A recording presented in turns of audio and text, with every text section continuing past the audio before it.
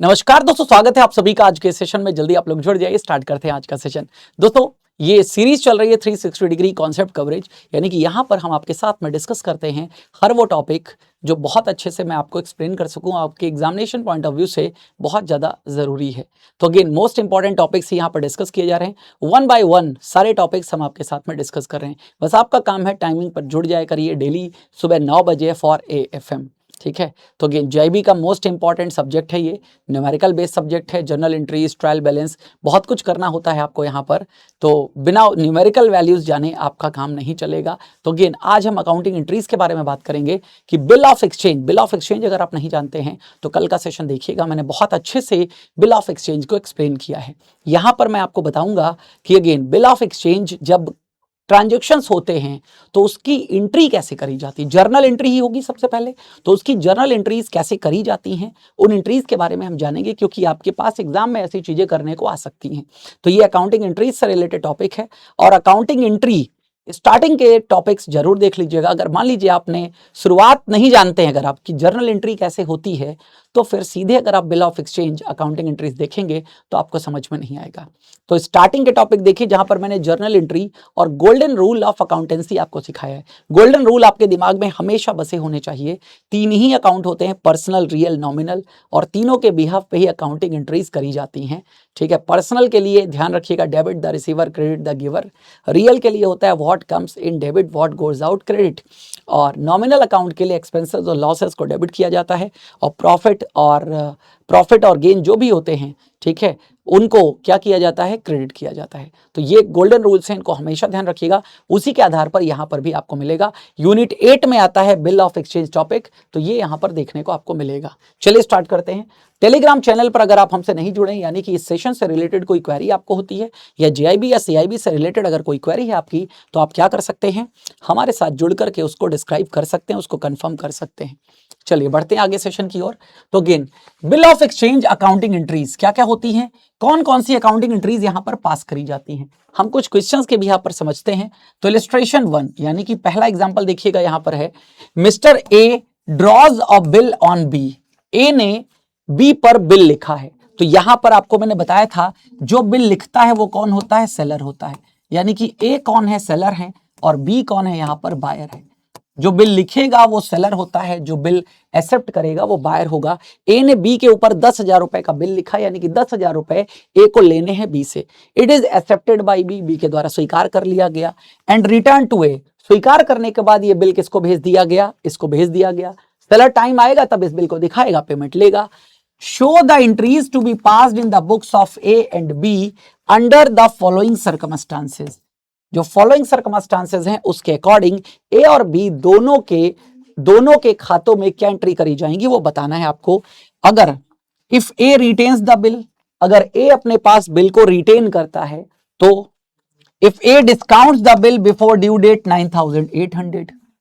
अब अगर समय के पहले, ठीक है, क्या है, बिल का भुगतान हो जाता है, तो ये डिस्काउंट दे देगा कितना, 200 रुपए का, 9,800 रुपए रिसीव करेगा। तो उसकी एंट्री क्या होगी।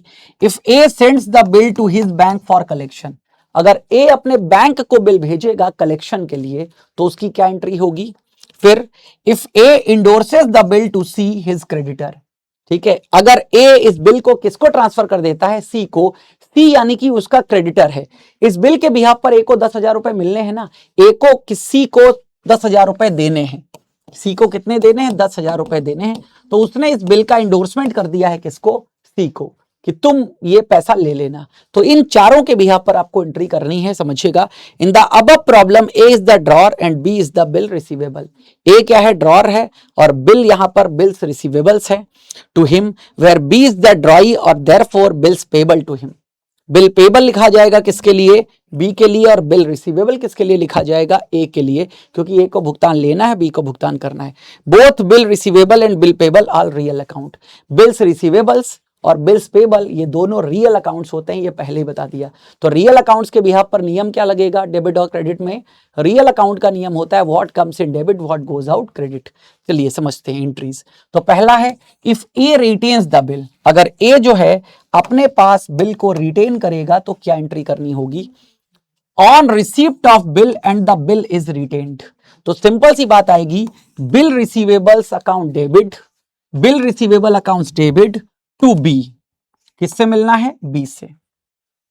अब समझिएगा, बिल रिसीवेबल अकाउंट्स के बारे में बताया, ये कैसे अकाउंट हैं, अभी आपको बताया रियल अकाउंट, और रियल अकाउंट का नियम क्या होता है? व्हाट कम्स इन और व्हाट गोज आउट। अब बी के लिए बात करें यहां पर, debit the receiver credit the giver, debit which comes in, ये पर्सनल अकाउंट का नियम है, पर्सनल, और ये किसका है? रियल अकाउंट का, रियल अकाउंट का नियम जो मैंने आपको बताया।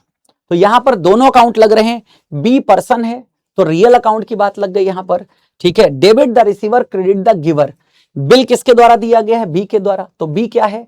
क्रेडिट द गिवर, देने वाले को क्रेडिट करो, क्रेडिट कर दिया, और बिल रिसीवेबल ये डेबिट होगा क्योंकि व्हाट कम्स इन, इस बिल के 10,000 रुपए हमने रिटेन कर लिए हैं, बिल ना अपने पास, तो एक तरीके से बिल के माध्यम से हमारे पास पैसा आया या बिल आया, तो बिल रिसीवेबल को डेबिट में डालेंगे क्योंकि व्हाट कम्स इन दिखा रहा है, और बी क्या है? टू बी, पर्सनल अकाउंट है, तो अगेन क्रेडिट द गिवर मिला किससे है? बी से, तो ये एंट्री हो गई। दूसरा आगे समझिएगा, if A discount the bill before due date for 9,800, यानी कि 200 रुपए की छूट दे दी है, ठीक है, और बिल का भुगतान किसके द्वारा कर दिया गया है? बी के द्वारा। तो यहां पर debit which comes in, credit what goes out, तो सिंपल सी बात है, अब पैसा मिल गया तो कैश अकाउंट को डेबिट करेंगे, कैश भी क्या है? रियल अकाउंट, रियल अकाउंट, और real account what comes in, तो कैश आया है हमारे पास, ठीक है, तो 9,800। देन डिस्काउंट अकाउंट, डिस्काउंट क्या है? एक प्रकार का खर्चा है, हमारी तरफ से खर्चा हुआ, तो खर्चों को भी क्या किया जाता है? डेबिट नॉमिनल अकाउंट, तो यहां पर 200 रुपए की बात हो गई, ठीक है, हमने दिया ना, हमारे पास से गया, लॉस है। टू बिल रिसीवेबल्स, अब बिल रिसीवेबल्स क्या हो जाएगा? यहां पर क्रेडिट हो जाएगा। क्यों क्रेडिट हो जाएगा? व्हाट गोज आउट, बिल तो चला गया ना हमारे पास से, बिल की कहानी खत्म हो गई, तो बिल रिसीवेबल को क्रेडिट कर देंगे और कैश और डिस्काउंट अकाउंट को डेबिट कर देंगे, और नीचे नरेशन लिख देंगे, being bill discounted with the bank. तीसरा यहां पर है, if A sends the bill to his bank for collection, अगर ए जो है ये बिल अपने बैंक को भेजता है कलेक्शन के लिए कि तुम कलेक्ट कर लेना, ठीक है, तो अगेन यहां पर क्या होगा? Bank for bill collection, bank for bill collection debit, ठीक है, डेबिट द रिसीवर। अब अगेन बैंक जो है, बैंक की बात करें तो बैंक कौन सा अकाउंट होता है? यहां पर पर्सनल अकाउंट होता है, पर्सनल अकाउंट होता है, और पर्सनल अकाउंट का नियम क्या है? Debit the receiver. अब इस बिल को किसने रिसीव किया है? बैंक ने, तो बैंक फॉर बिल कलेक्शन को डेबिट कर दिया हमने, ठीक है। देन दूसरा यहां पर क्या है? Bill receivables, bill receivables, bank के पास बिल आया है और कहां से बिल गया है? किसके पास से? ए के पास से, तो टू बिल रिसीवेबल्स की बात कर लेंगे 10,000। तो what comes in, again credit the giver, debit the receiver, debit credit दोनों के नियम यहां पर अप्लाई हो रहे हैं क्योंकि एक यहां पर पर्सनल अकाउंट है, एक यहां पर रियल अकाउंट है। अगला यहां पर आता है, if A endorse the bill, मतलब इसका मतलब है ए ने सी को बिल ट्रांसफर कर दिया है पेमेंट के लिए, तो ए के पास से बिल गया, किसके पास पहुंचा? सी के पास में पहुंचा, तो सी का अकाउंट क्या हो गया? डेबिट, ठीक है, डेबिट द रिसीवर, रिसीवर अब कौन है? बिल का सी, डेबिट कर दिया, ठीक है, और बिल रिसीवेबल्स को क्रेडिट कर दिया क्योंकि ये गिवर वाली बात आ गई, तो बिल रिसीवेबल अकाउंट क्या हो जाएगा? ये बिल रिसीवेबल अकाउंट क्रेडिट हो जाएगा और सी यहां पर डेबिट हो जाएगा। Then again in the books of B, अब यहां पर अभी तक जो आपने एंट्री देखी थी ये ए की किताबों में एंट्री थी, अब बी की किताबों में एंट्री की बात करें तो जस्ट अपोजिट हो जाएगा, ए की किताबों में अपोजिट एंट्री हो जाएगी। आप देख सकते हो यहां पर पहली एंट्री यहां पर क्या थी? Bill receivable to B, bill receivable to B, भाई सिंपल, मैंने आपको पैसे दिए तो मेरे पास से पैसे गए, मैं जाने की एंट्री करूंगा, आप हमारी वाली एंट्री के जस्ट अपोजिट एंट्री करेंगे ना, आप रिसीविंग की एंट्री करेंगे, मेरे पास से गए आपको मिले तो आप मिलने की एंट्री करोगे, मैं जाने की एंट्री करूंगा, तो अपोजिट एंट्री हो गई ना। यहां पर बिल रिसीवेबल डेबिट में था और जो पर्सन था उसका अकाउंट किस में था? उसका अकाउंट यहां पर क्रेडिट में था। और यहां पर आप देख रहे हो ड्रॉई की बुक्स में ए का अकाउंट, क्योंकि अब ए को दिया गया है पेमेंट, तो ए डेबिट हो जाएगा और बिल्स पेबल क्या हो जाएगा? 10,000 ये क्रेडिट हो जाएगा, ध्यान रखिएगा। तो ये हो गया if A retains the bill. उसके बाद याद रखिएगा आगे की कोई एंट्री ए को करने की, मतलब ड्रॉई को करने की आवश्यकता नहीं होगी। क्या आगे की कोई एंट्री ड्रॉई करेगा? यहां पर ड्रॉई आगे की कोई एंट्री नहीं करेगा। क्यों नहीं करेगा? क्योंकि आगे ड्रॉई ने कुछ किया है, सारा काम किया किसने है, अब ड्रॉई पेमेंट करेगा बस आगे। If A discount the bill before the due date, ठीक है, देन ये बातें समझ लीजिएगा आगे। अब आगे बात करते हैं यहां पर आपसे, ठीक है। In the books of B no entry will be passed in the books for, किसके लिए, डिस्काउंटिंग ऑफ बिल्स।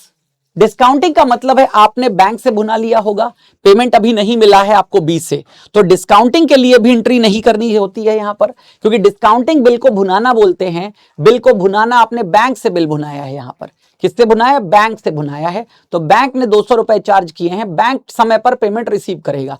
तो आगे जब बी का इन्वॉल्वमेंट ही नहीं है तो बी यहां पर कोई एंट्री अपने खातों में नहीं करेगा।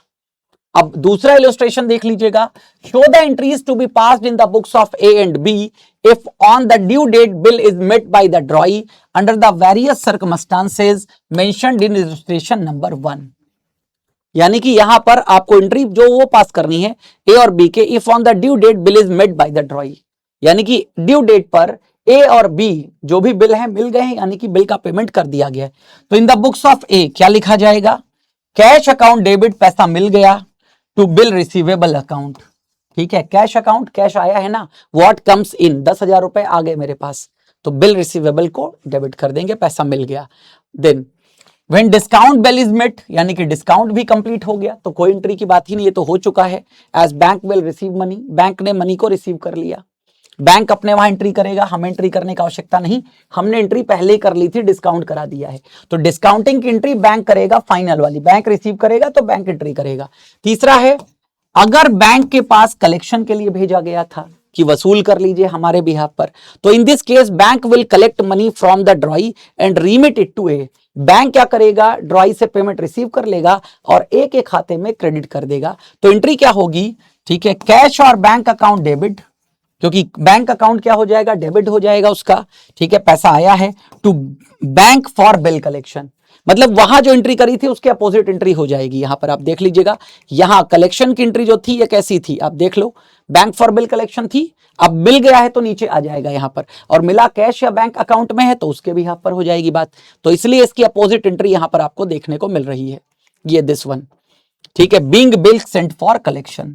Then when endorsed with bill is met, तो इंडोर्समेंट में हमने सी को दे दिया था ना, अब सी ने पेमेंट वसूल कर लिया ए से, तो बी को एंट्री कर, मतलब ए को एंट्री करने की कोई आवश्यकता है नहीं, ए ने जब सी को दिया था तभी फाइनल एंट्री अपने अकाउंट्स में कर ली थी, आगे एंट्री करने की कोई आवश्यकता नहीं होगी। अब बी क्या एंट्री करेगा in the books of B, तो बी सीधे सीधे करेगा, in all the above cases B will pass only one entry, B सिर्फ एक एंट्री करेगा पेमेंट की, bills payable account debit to cash या बैंक अकाउंट, तो अगेन उसके पास से पैसा जा रहा है कैश, तो डेबिट क्रेडिट हो जाएगा, और किसका पैसा जा रहा है, बिल्स पेबल, बताया था ड्रॉई के लिए बिल्स पेबल होगा और ड्रॉर के लिए बिल्स रिसीवेबल होगा, तो ड्रॉर के अकाउंट्स में हमेशा बिल रिसीवेबल लिखा जाएगा और ड्रॉई के अकाउंट्स में हमेशा बिल पेबल लिखा जाएगा। तो ये कुछ हैं जो मैंने यहां पर आपको बताया है, पर्टिकुलर इस तरीके से एंट्रीज यहां पर करी जाती हैं, ध्यान रखिएगा, ठीक है। देन डिसऑनरिंग ऑफ अ बिल का मतलब यह है जब बिल का पेमेंट ना मिल सके, डिसऑनर का मतलब है बिल का भुगतान ना करना, सम्मान ना होना। When a bill of exchange is dishonoured the holder can get such fact noted on the bill bye a notary public, नहीं मिलेगा तो नोटरी पब्लिक के पास पर उसको नोट करा देगा। The advantage of noting is that the evidence of dishonour is secured, यानी कि नोटरी में आपको कराने का मतलब ये हो जाएगा, नोट करा देने का मतलब ये है कि आपके पास एविडेंस आ गया कि बिल का पेमेंट नहीं हुआ, कल को आप लीगल केस करोगे तो फायदा रहेगा। The noting is done by recording of the fact of dishonour, noting में लिखा होगा क्यों पेमेंट नहीं हो पाया, रीजंस लिखे होंगे, the date of dishonour, the reason if any, और if the instrument has not been expressly dishonored then reasons why the holders want to treat it as dishonored, ठीक है। नोटिंग चार्जेस भी देने पड़ते हैं यहां पर 100 रुपए, तो ये बात ध्यान रखिएगा। तो ये कुछ बेसिक्स एंट्री थी जो बिल के बिहाफ पर करी जाती हैं। तो उम्मीद करता हूं आपको सेशन समझ में आया होगा, कंप्लीट हुआ होगा। अब दोस्तों आगे आपके यहां पर डिस्कशन कर लेता हूं, क्या इस समय ऑफर्स चल रहे हैं उसके बारे में डिस्कशन कर लेता हूं, ठीक है। ऑफर्स समझ लीजिएगा, pw.live पर आप लोग आओगे, सीधे pw.live दिस वन, ठीक है, यहां पर आप लोग आओगे, ठीक है। आपको क्या करना है, जस्ट अ मिनट, pw.live पर आओगे पहले, एक ही वेबसाइट है pw.live। ये यहाँ पर आ गया ना ऑल कोर्सेज गवर्नमेंट एग्जाम्स में ये मिलता है जैब कैब। ये आ गया ना गवर्नमेंट एग्जाम्स जैब कैब, दिस वन। अब जैब कैब में जैसे आएंगे इस समय आप देख सकते हैं, ठीक है, जैब का महापैक चल रहा है दोस्तों। इस समय 62% का डिस्काउंट आपको रिपब्लिक डे सेल में मिल रहा है, 62% का डिस्काउंट, ये आप देख सकते हैं 2299 इसका प्राइस रखा गया है 62% डिस्काउंट के साथ में। तो रिपब्लिक डे सेल हमेशा आप लोगों से कहता हूं महापैक को परचेज किया करिए, क्योंकि महापैक मोस्ट इंपॉर्टेंट पैक होता है, मोस्ट इंपॉर्टेंट पैक होता है। एक पैक परचेज कर लेंगे फिर आपको आगे कोई फ्यूचर पैक परचेज करने की आवश्यकता नहीं होती है, ध्यान रखिएगा। तो इस तरीके से पूरा का पूरा सिस्टम आपका चलेगा जो कि कंप्लीट हो रहा है यहाँ पर, ध्यान रखिएगा। और फाउंडेशन बैचेस भी हमारे पास हैं, उस पर भी अच्छा खासा डिस्काउंट आपको दिया जा रहा है, जैसे जेआईबी फाउंडेशन बैच, और अगेन प्रो भी इंक्लूडेड है। प्रो में एक्स्ट्रा फीचर्स आपको मिल जाते हैं, जैसे जेआईबी की जो हमारी 4 इंपॉर्टेंट बुक्स हैं वो भी आपको यहाँ पर मिल जाती हैं। मेंटोर बैच मिलता है जूम के साथ में, टेक्स्ट बुक आपको मिल जाता है, इनफाइनाइट प्रैक्टिस आपको मिलती है यहाँ पर, और बीच बीच में जो और ऑफर्स आते हैं वो भी आपको मिलते रहते हैं। तो अगेन आप फाउंडेशन बैच के साथ में जुड़ सकते हैं, और अगर आपके कुछ सब्जेक्ट क्लियर हैं, आप इंडिविजुअल बैचेस के साथ जुड़ना चाहते हैं तो वो भी आप जुड़ सकते हैं, जैसे आप इंडिविजुअल बैचेस के पीपीबी, IIFS, ठीक है, RBWM, और मैं यहाँ पर आपको AFM कराऊंगा तो उसके बैचेस भी जुड़ सकते हैं। इस समय मात्र 699, यानी कि यहाँ पर 61% डिस्काउंट अप्लाइड है। तो अगेन रिपब्लिक डे सेल चल रही है, इसका फायदा उठाइए, ठीक है, कुछ ही दिनों के लिए है, और जुड़ जाइए हमारे साथ क्लासेस में। आपसे अगले सेशन में फिर से हमारी मुलाकात होगी किसी और टॉपिक के साथ, किसी और चीज़ों को समझते हुए। तब तक लेते हैं इजाज़त, मिलते हैं अगले सेशन में। Thank you.